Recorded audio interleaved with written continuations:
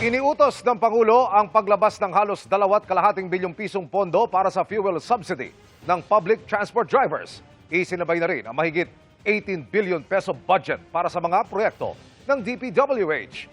Nakatutok si Ivan Mayrina. Mga tricycle driver pa lang sa Metro Manila ang nabibigyan ng ayuda sa ngayon.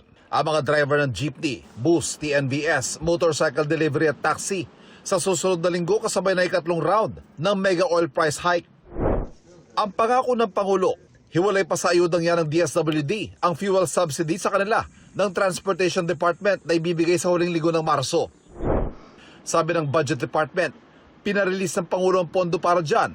2.49 billion pesos yan na layong direktang matulungan ng mga driver nang hindi na ipasa pa sa mga commuter ang epekto ng oil price hike.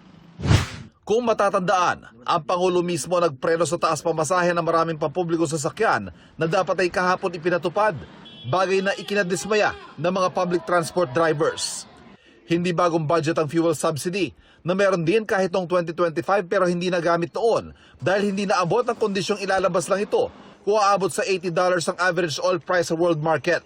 Isinabay na rin ang mahigit 18 billion peso budget para sa mga DPWH project at mahigit 300 million pesos na pondong sagot ng gobyerno sa mga proyektong inaalalayan ng mga pondo mula sa ibang bansa.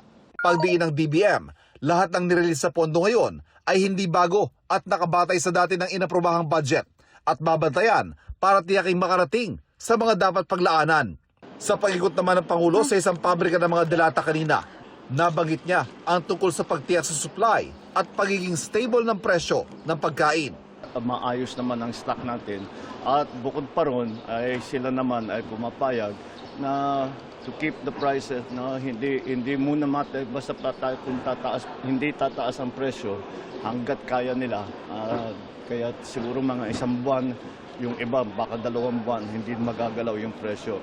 Iniutos din ng Pangulo sa Department of Trade and Industry na bantayan ang presyo ng iba pang pangunahing bilihin. Nakatutok po kami dito sa mga groceries and supermarkets to make sure that there is no price increase for basic necessities and prime commodities. Para sa GMA Integrated News, Ivan Mayrina, Nakatutok, 24 Oras.